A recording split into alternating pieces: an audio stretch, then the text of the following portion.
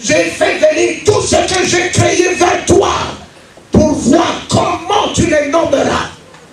Mais tu as rejoui mon cœur en nommant, en donnant des noms, reflétant l'image de la créativité que j'ai établie en toi.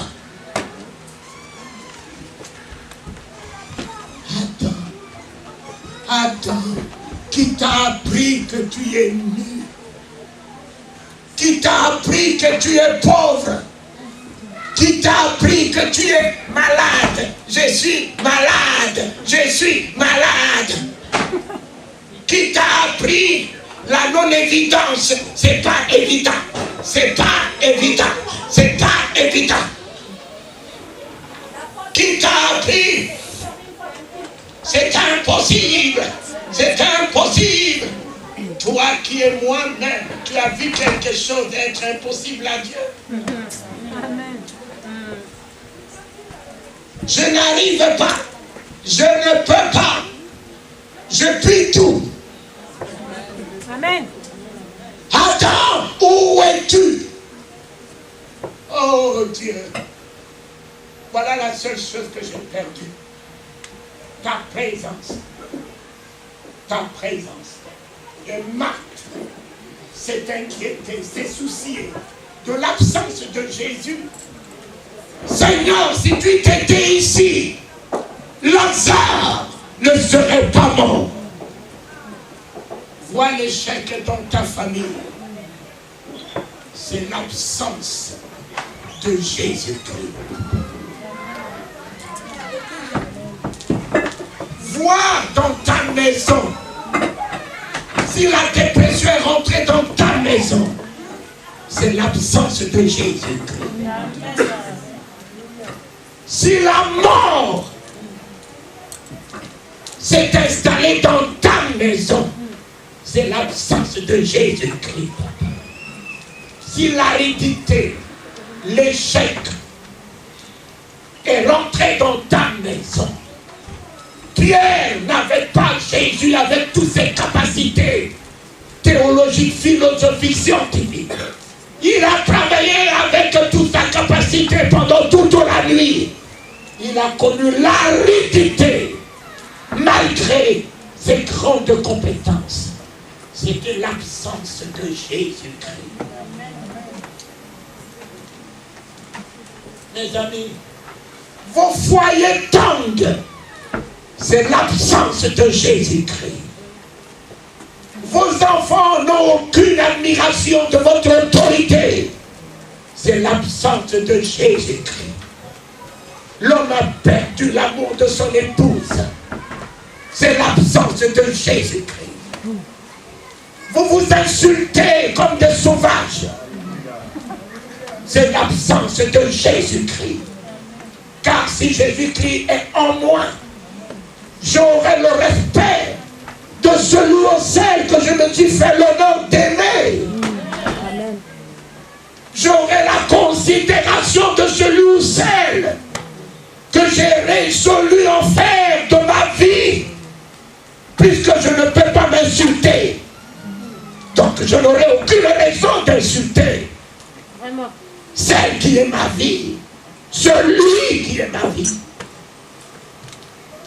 Je ne me permettrai pas de crier sur l'homme qui est mon mari, mon Seigneur. C'est l'absence de Jésus-Christ.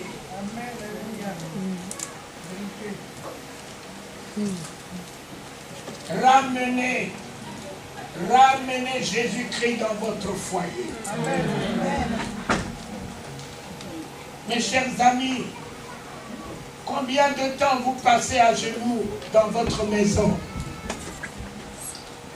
Combien de temps vous prenez au moins pour lire la parole de Dieu ensemble?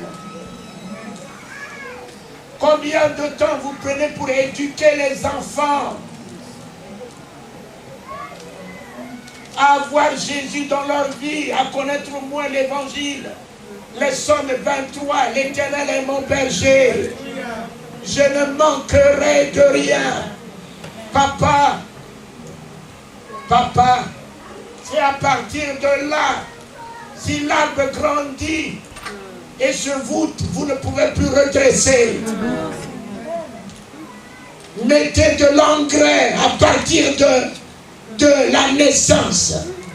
Mettez la parole déjà à partir du début. L'enfant va croître avec la parole. La sagesse est dans la parole. La crainte de papa et maman, c'est dans la parole. Le respect de papa et maman est dans la parole. Amen. Mes amis, Jésus, si tu t'étais ici, Lazare ne serait pas. Il est monté dans la barque de Pierre. Il dit, Pierre, oui, tu as travaillé toute la nuit sans rien prendre. Mais donne-moi ta barque. Ne reprends plus sans moi. Ne reprends plus sans moi. Oh, ne reprends plus sans moi. Pasteur, ne reprenez plus sans lui. Jésus n'est pas la danse, le spectacle.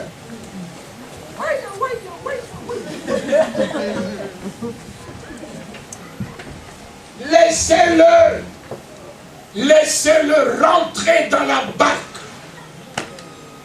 Jésus, c'est la stabilité.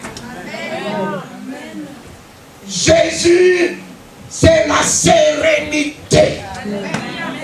Jésus, c'est l'équilibre.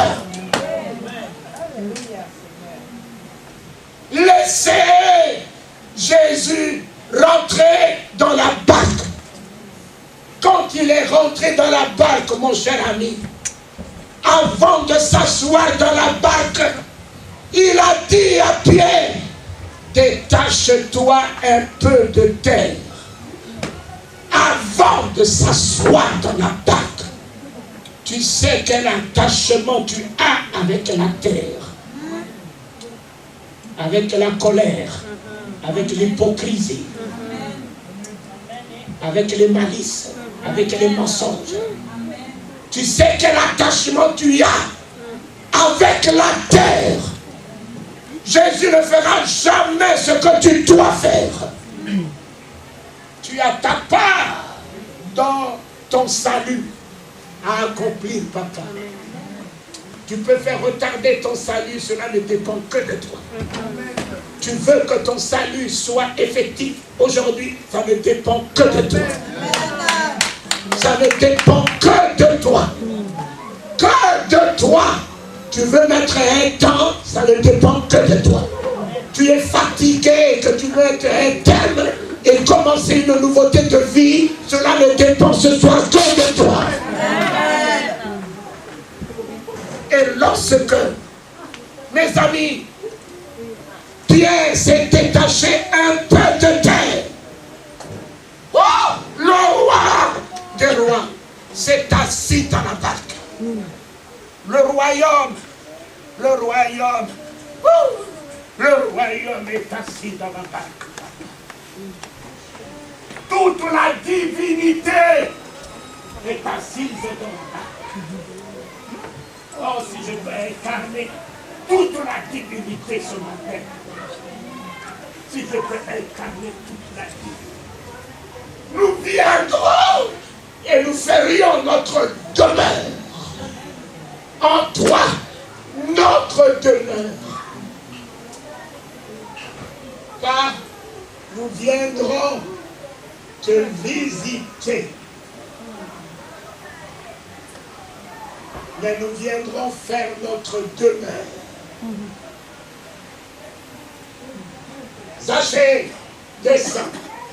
Aujourd'hui, je demeurerai dans ta maison. Il n'a pas dit, je te visiterai. Je demeurerai dans ta maison. Amen. Amen. La fille de Jairus était morte. Jairus était fatigué. Jairus est allé le chercher. C'est comme tu es venu le chercher ce matin. Parce que la situation de ta famille, de ton foyer, est désagréable. Au point du divorce. Vous dormez dos à dos.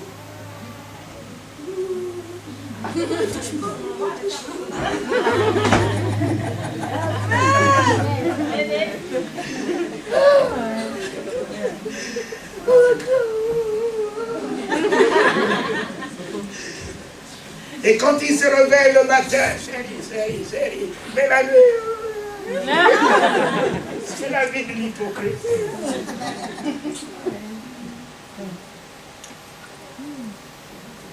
Voilà mes enfants. Il est rentré dans la maison de Zachée. Il est rentré dans la maison de Jairus. La vie a fait son entrée. La mort a lâché. Quel que soit l'état de la mort de ton foyer, la mort lâchera. Lâchera tes enfants. Lâchera tes projets. Le premier amour renaîtra dans ta maison. Le premier amour. La paix, la joie, la communion renaîtra dans ta maison. Amen. Et le partage dans l'intégrité reviendra. Ce qui est à moi et à elle. Ce qui est à elle et à moi. Amen. Je ne cacherai plus mon bulletin de solde. Amen. Alléluia, Seigneur. Je ne cacherai plus mon bulletin de solde. Tout est en commun.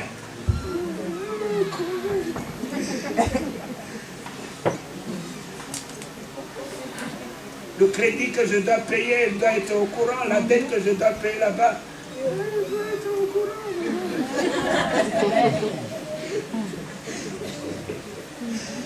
Pour que je n'ai pas une partie de l'argent là-bas, elle a dit j'avais une dette, si j'avais payé cette circonstance.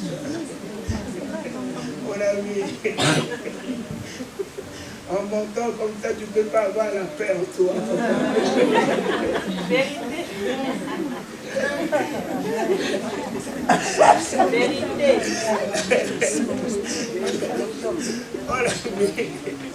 Après que le mensonge est parti, l'angoisse descend en toi.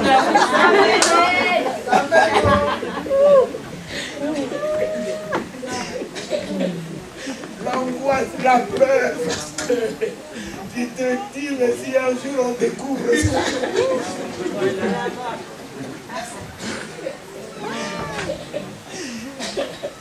La seule chose qui a franchi, c'est la vérité. Mais le mensonge te met sous un joug.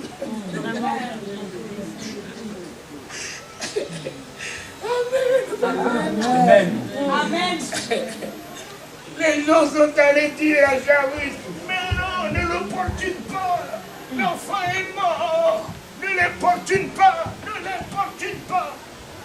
Il dit que l'enfant soit mort ou pas. Jésus dit Amen. Amen.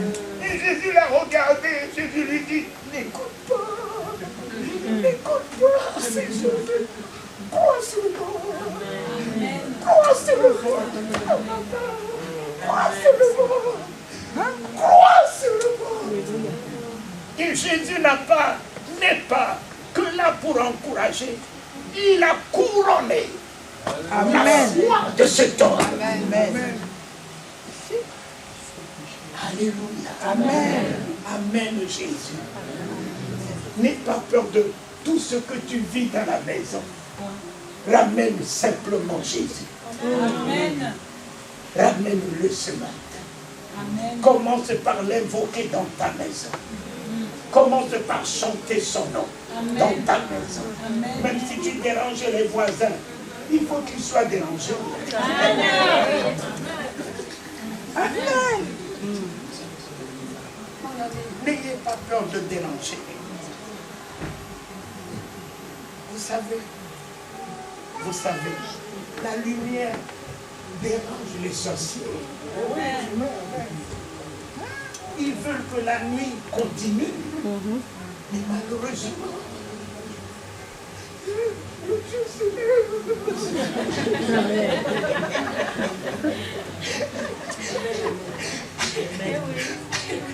Amen. Amen. Vous êtes la lumière, ne vous mettez pas sous le boisseau. Mettez-vous sur le chandelier. Amen. Que le voisin sache que tu chantes.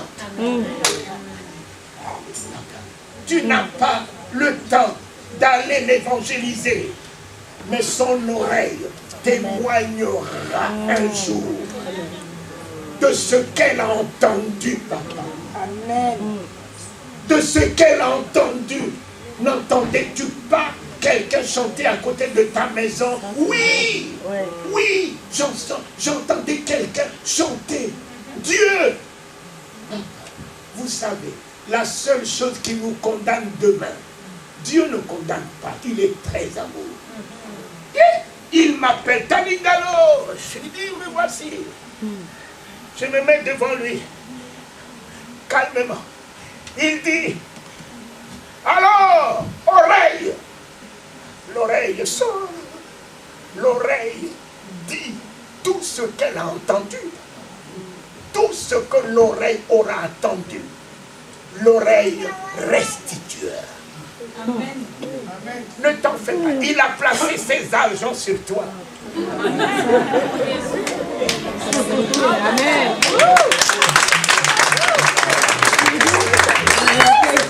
Alléluia. Dieu a placé tous ses argents sur toi, papa. Que tu le fasses loin des yeux d'un homme. Amen. Amen. Ne t'en fais pas. Ce que ta mère a pris, je ne peux pas répondre. Amen. C'est moi qui ai volé, c'est moi qui ai pris. Mon ami, ne t'en fais pas. Dieu, il est très bon, il ne peut pas condamner. Et si tout en toi témoigne négativement de toi, papa, c'est fini. Il te montre le chemin. Il te montre le... Tu n'as même pas de choix. Tes pieds qui t'ont amené là où ils ont l'habitude de t'amener, mais t'affecteront calmement, papa.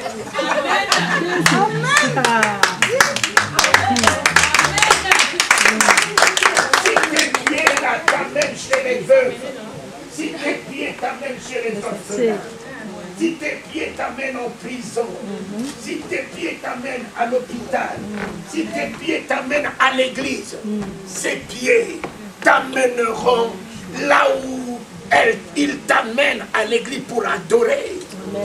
Mais si ces pieds t'amènent là où tu le sais, papa,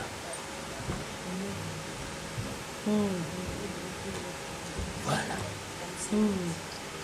Donc Dieu ne condamne pas. C'est toi-même. Ce sont tes œuvres que tu as accomplies avec tes yeux. Ce que tu vois te sera restitué. Ce que tu as l'habitude de voir même tout seul te sera restitué. Si tout seul tu contemples la parole de Dieu, tu médites la parole de Dieu, oh, tu moissonneras. Amen. La parole de Dieu. Amen.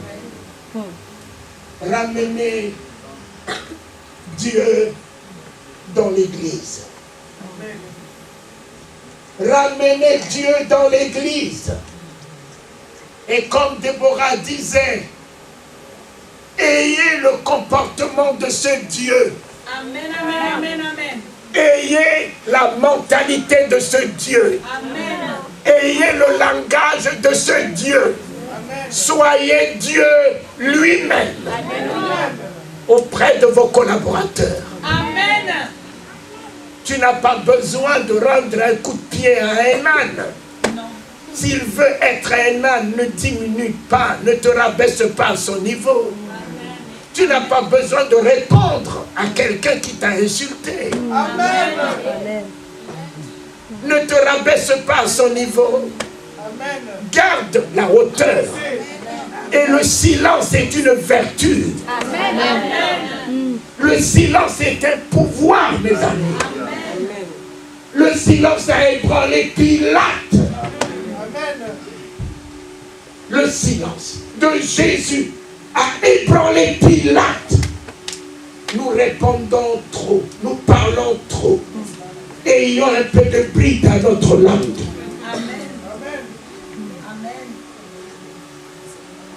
Nous avons passé une année et je voudrais alors mettre un terme à tout ce qui est effet négatif de cette année afin d'ouvrir une nouvelle horizon de l'année qui commence. Nous n'allons pas commencer cette année avec les vieilles mentalités, avec des vieux comportements. Notre vieille manière de louer ou d'adorer, où notre esprit n'est pas là-dedans, où cela peut être simplement qu'un spectacle. Mais ayons à adorer ce Dieu en esprit et en vérité. Amen. Amen. Car il cherche des adorateurs en esprit et en vérité. Amen.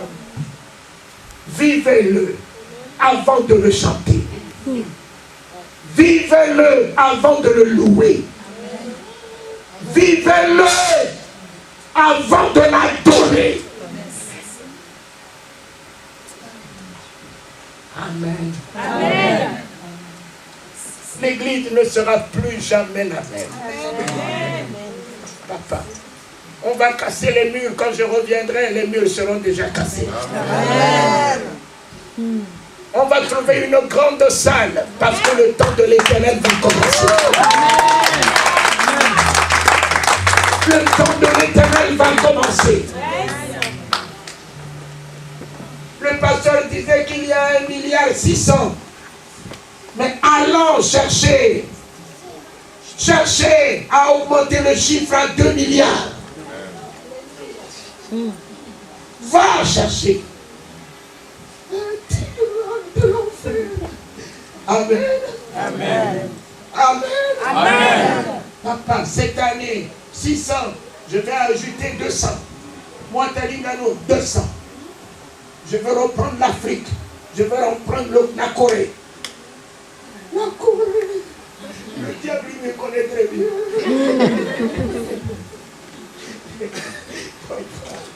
Et là où je passe, mon ami, il disait, un pasteur congolais avait alors eu dans son cœur le projet de me faire venir au Congo démocrate, au Congo Brazza, à Pointe-Noire.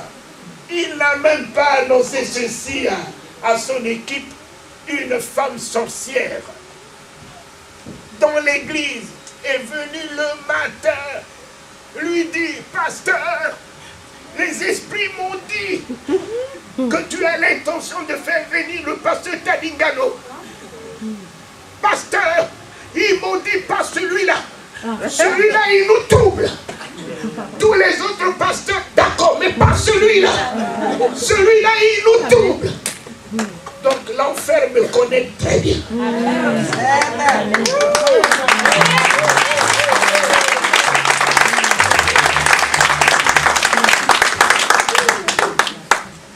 Alors, comme ils me connaissent très bien, mon ami, j'ai fait quoi avec eux? Je ne suis pas du genre à chasser les démons. Les démons eux-mêmes dégapissent.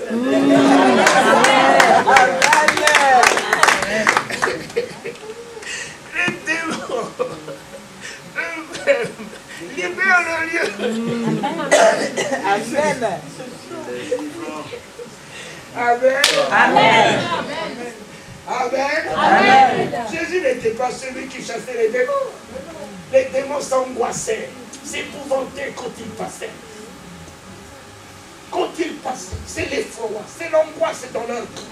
Tu es venu nous égarer. Éloigne-toi de nous. Ils connaissent ceux qui sont avec eux, même s'ils ont Alléluia dans leur bouche, ils connaissent ceux qui sont avec eux. Mais ceux qui ne sont pas avec eux, ils ne peuvent pas nous gérer. On dit, oh, le diable m'attaque.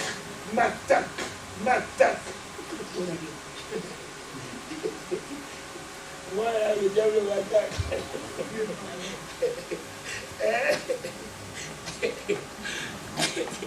Lui-même, il sait qui est en moi. Attaquer qui? T'as dit que non? J'en ai eu quand j'allais à Douala. J'ai pris dans ma voiture une sorcière. Et j'ai pris des sorciers dans ma voiture en allant à Douala. Et ils se sont complotés pour m'ôter la vie. Et lorsque j'ai fait 500 km, j'ai dérapé. Je suis rentré dans la forêt, je suis revenu. Je me suis arrêté, je les ai regardés. Je leur ai dit, vous, je ne vous connais pas. Mais je vous dis, faites attention. Ce que vous êtes en train de faire, vous allez rester là-dedans. J'ai juste voulu vous rendre service puisque vous allez dans votre convention à Douala. Et comme mon minibus était vide, j'ai voulu vous aider. Mais faites attention. Après 30 minutes, je reprends le volant. À 19h, je vois le volant qui m'échappe. Et la voiture m'amène vers une botte de terre. Je suis rentré dans cette botte de terre. Le devant de ma voiture, même là où je suis assis derrière, ça là c'est pâté. On me prenait dedans pâté. Mais dès que j'ai pris la botte de terre, j'ai senti deux mains qui m'ont tenu à l'épaule. M'ont fait sortir de la voiture. Je me suis retrouvé derrière le minibus, sur la grande route que j'avais déjà dépassée, assis comme ça, comme sur une chaise. La seule chose que j'ai perdue qui était restée dans la voiture était mes chaussures. Amen.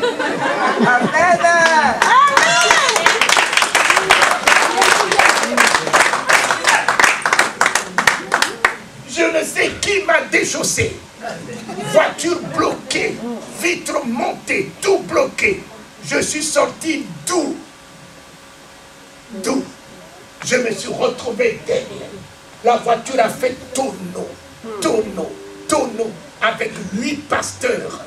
Leur président qui était juste à côté de moi et la traîtresse, la vieille sorcière qui pensait qu'il avait ma destinée, la destinée de ma vie entre ses mains. Tonneau. Et puis, tous les 8 pasteurs dans le coma.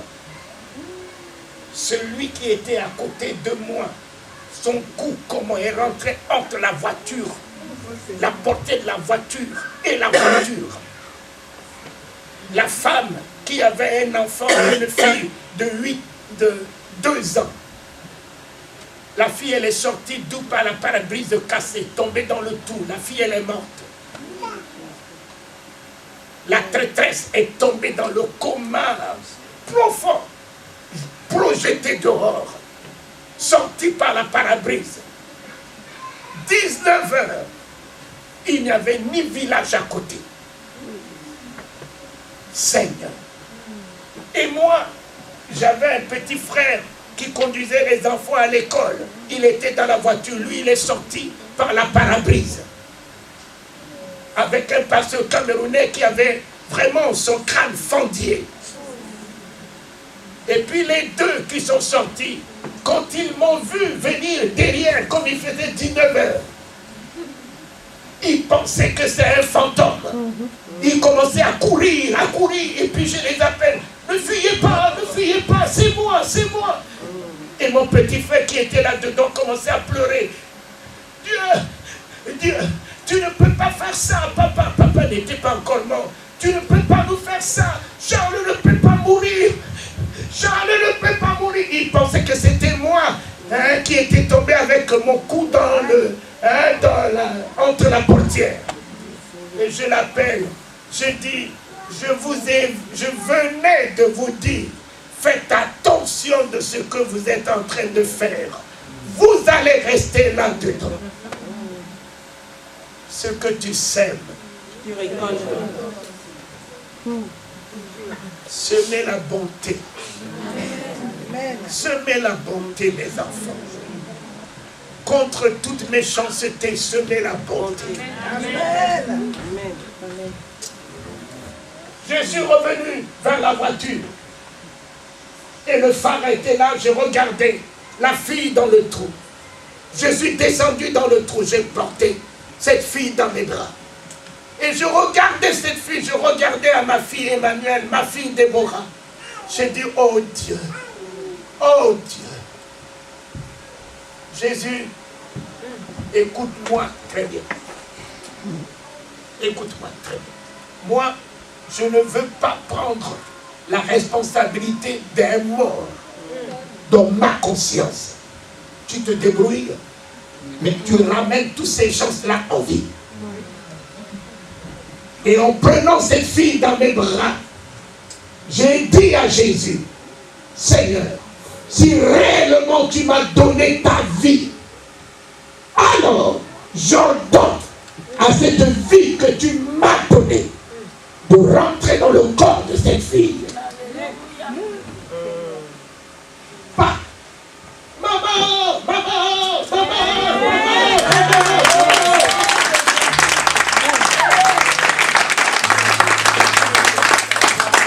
La petite qui était morte est revenue en vie. Maman, mes larmes coulaient. Et j'ai posé cette fille au chevet de sa maman qui était dans le coma profond. Le cri de la fille est rentré dans l'oreille de sa maman et la maman est revenue en vie.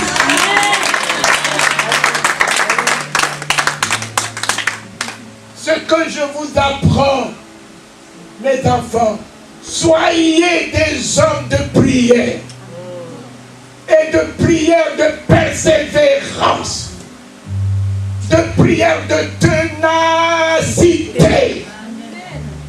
Ne vous lassez pas. Il y a un homme qui a prié toute la nuit dans le jardin de Gethsémane jusqu'à voir du grumeau, de la sueur. Le matin, il s'est tenu debout et il a affronté la mort. Il a fait face à la mort. Seigneur. Amen. Tous se sont revenus en vie. Prier de 19h jusqu'à 3h du matin tout seul dans la forêt. Jusqu'à ramener tous ces pasteurs en vie. Le français est perméable. Utilisez le don du parler en langue. Ce don du parler en langue. Celui qui parle en langue ne parle pas aux hommes, mais à Dieu. Alléluia. Car c'est ton esprit qu'il dit des mystères à Dieu. Des mystères. Tu as des secrets que tu ne voudras pas qu'en français, celui qui est à côté puisse l'entendre. Alors utilise le parler en langue. Pour dire des mystères. Quand j'ai rencontré Simone Babo, son pasteur lui a dit, oh, les dons de parler en langue, tout ça, c'est dépassé. C'est dépassé. Lui-même, il ne parle pas en langue. Et il ne veut pas que les autres parlent en langue. C'est comme ceux qui ne peuvent pas rentrer et qui empêchent l'entrée. Et j'ai rencontré cette grande dame, je lui dis, Maman Simone, écoute, si tu as commis un crime politique et que tu ne voudras pas du tout que les gens connaissent, tu vas utiliser quelle langue? Par exemple, si je suis centrafricain, tu ne vas pas parler en sango, tu vas parler en bété, même pas bété simple, mais le bété profond, là où on n'entend pas là. Le parler en langue, c'est aussi le bété. Le bété que les étrangers n'écoutent pas. Parle en langue à Dieu. C'est sa langue. Il n'y a pas d'intermédiaire. Ça tombe directement dans son cabinet. Parle-lui, papa. Moi, je prie très peu en français. Je fais quoi avec le français qui est perméable, qui fatigue? Après, tu commences à leur reprendre les mêmes mots. Et ton intelligence dit, mais tu es en train de... Voilà. Et comme hier, je vous disais, ce n'est plus le temps. Et tu vas te fatiguer. Mets-toi dans la consistance.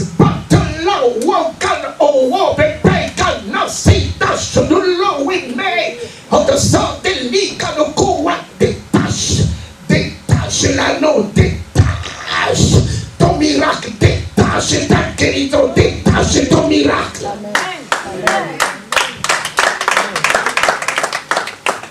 Amen. Amen. Soyez des hommes de prière. Vous allez faire des exploits. Pasteur, sois un homme de prière. Si j'avais Astrid ici, ma chérie, tu entends Astrid, c'est une lionne. Déjà, quand vous entendez son fils prier, mon ami, chez nous là, chaque monde avec sa bouche. Mon fils Kiki, il avait un jour la fièvre. Papa, j'ai fait de la température. Papa, j'ai fait de la température. Papa, si tu n'as pas de comprimé. J'ai regardé Kiki, je lui ai dit, Kiki, tu fais de la température. Est-ce que tu ne connais pas la clinique? Amen. Mon ami, il ne connaît pas la clinique. Tu ne connais pas le docteur de la famille? C'est moi le docteur. Oh, c'est génial. On va voir tout ça. Et voilà mon fils est rentré dans la chambre de prière. Je l'entendais. J'étais au salon avec des amis. Un ministre était venu me voir. On était au salon. Et puis j'entendais mon fils.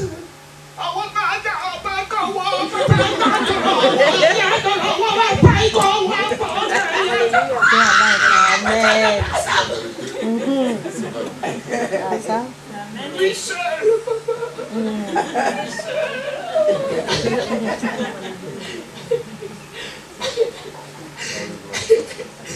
et ça, il n'avait encore que 8 ans. Lui seul.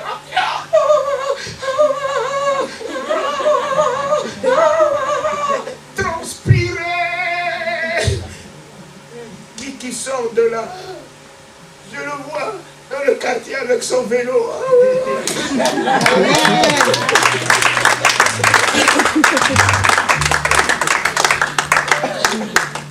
Amen. Amen. Amen. Amen. Voilà pourquoi, quand je voyage, chaque enfant sait. Des difficultés, tu le connais. Celui qui peut te sortir de là. Ce n'est ni papa, ce n'est ni maman. Celui qui peut te faire sortir de là, tu le connais. Je te l'ai révélé. Tu le connais. Prends son nom. Crie à son nom. Je m'appelle Talingano, je ne m'appelle pas Jésus. Amen. Je t'ai révélé Jésus. Amen.